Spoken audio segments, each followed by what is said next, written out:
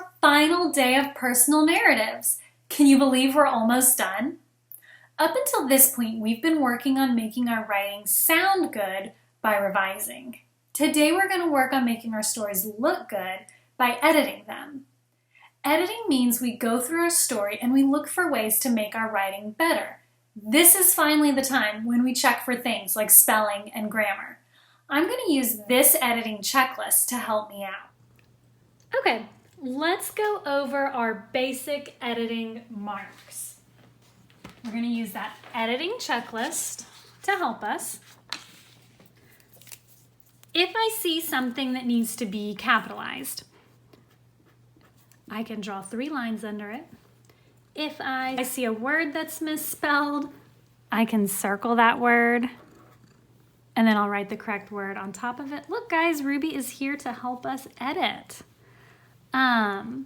So I can circle a word that's misspelled. If I notice missing punctuation, I can circle where that punctuation should go and write the correct punctuation mark inside my circle. So those are the basic editing marks that we're going to use. The other thing you want to do when editing, if you wrote your rough draft in pencil or pen, whatever, you want to make sure that you are editing in something that's a different color from what you wrote in, so that way your editing marks stand out. So I've got this purple pen and I'm going to use that to help me make my edits. So first, let's just read through the story. This one is called Best Day Ever.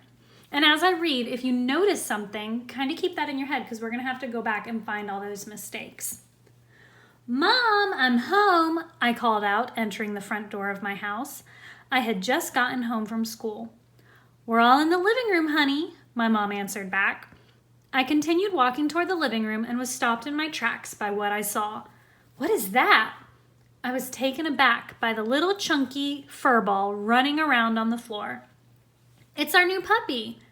Dad and I felt like you and Megan have done a really good job the last 6 months stepping up and showing us how responsible you've both been," explained my mom. Was this for real? My sister, Megan, and I really having our own dog now? Excitement flooded my body and I couldn't hide my enthusiasm. We've been asking for a dog since as long as I can remember. I began to play out in my mind everything I imagined doing if I had a dog. I get to take it on a walk, have him sleep in my bed when I'm afraid, train it to roll over, sit, and play dead. Suddenly, the puppy came barreling over to me and hopped in my lap. He licked my face repeatedly, and I couldn't stop laughing. I started rubbing behind his ears, and he flipped over on his back to show me his tummy.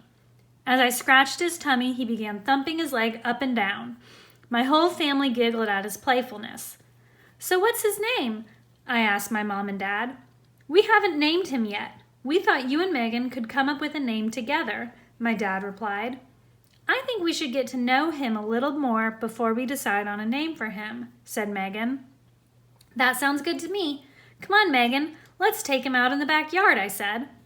The puppy hopped up and ran after Megan and I as we led him out to the backyard. I watched him with wonder as he sat and waited for us to open the door. I began thinking about all the memories we were going to make with our new dog. I really couldn't contain my happiness. This really was the best day ever. So as you do your first read in editing, you want to use that time to check and make sure that words are not missing. When you read through it, you have to make sure you are reading word for word. Sometimes it's helpful to track with your finger because our brain will sometimes put words in that aren't actually there to make something make sense. So our first thing is to look and make sure that we aren't missing any words. And as I read through it, I didn't really see any words that were missing. So next we want to look at the spelling. And if we're not sure how to spell a word, you want to use any resources that you might have. So that could be a dictionary, it could be a parent or someone else in your house helping you spell that word. You could look it up on the computer. So I'm going to go through and look for spelling now. Okay, so I think I found all of my spelling mistakes. I've got them circled. And if there's a word and you're not sure if it's spelled correctly or not, So maybe something like explained, and you're like, I don't know if this is spelled correctly. It's a big word. I don't write it a lot. You can circle something that you're not sure about and check it in the dictionary when you check the rest of your words. So now I'm going to grab a resource to check the spelling of these words. Okay, so I found my dictionary. Remember, if you don't have a dictionary at home, you can use the computer. You could look them up on a phone. You can ask a family member to help you spell things. So there's lots of different resources you can use to look up the correct spelling of words. So now I'm just going to go through and look at these words that I circled, and I'm going to look for them in the dictionary. And then if I misspelled it, I'm going to write the correct spelling of the word either right above it, or if I don't have space above, right below my circle.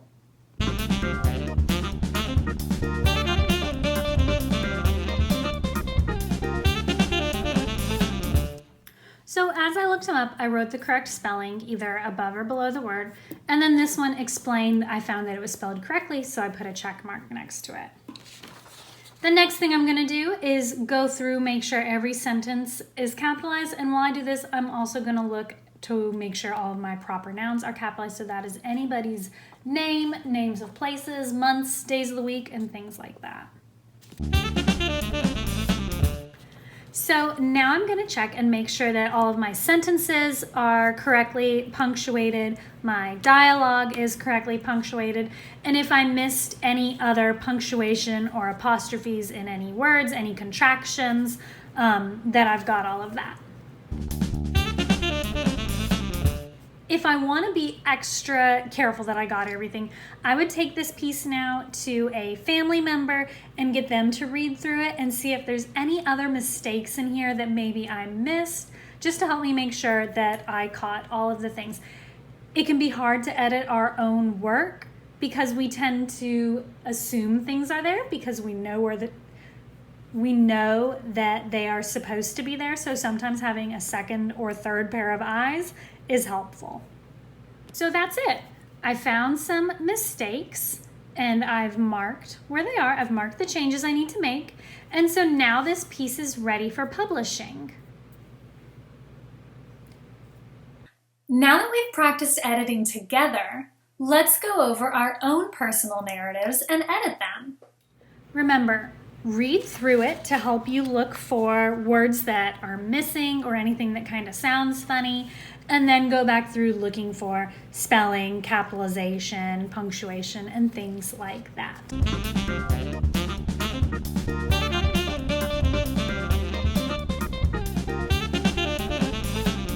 So I'm looking pretty good. I think I'm ready to move on to the final step.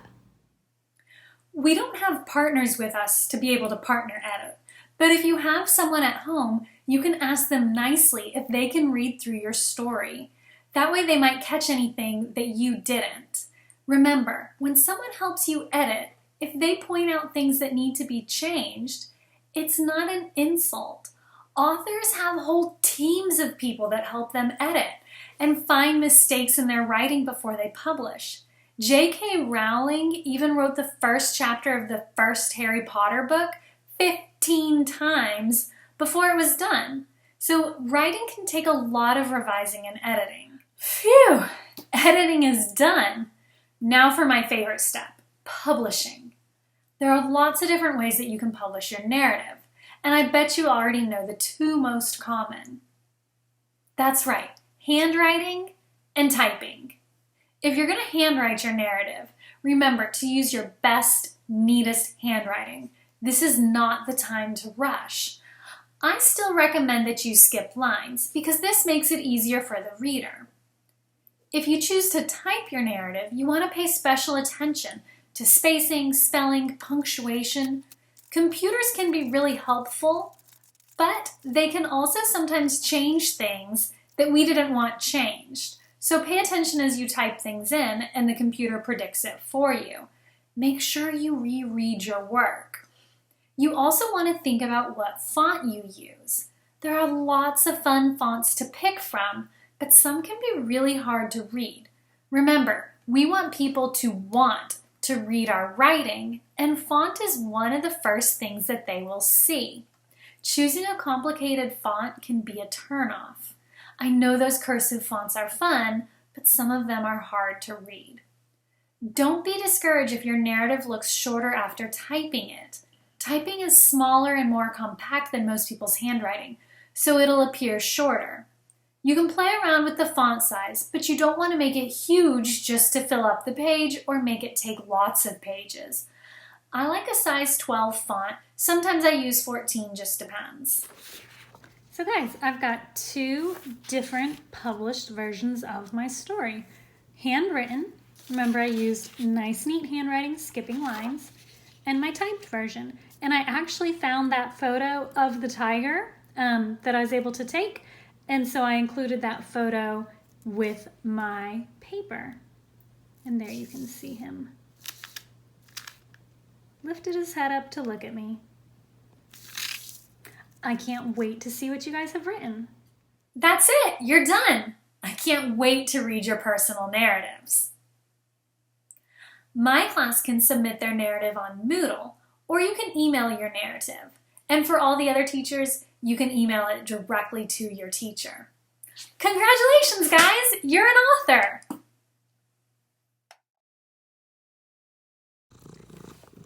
Guys, who else has to deal with this when they're trying to get work done? Anyone else have a cat that likes to sit on their things?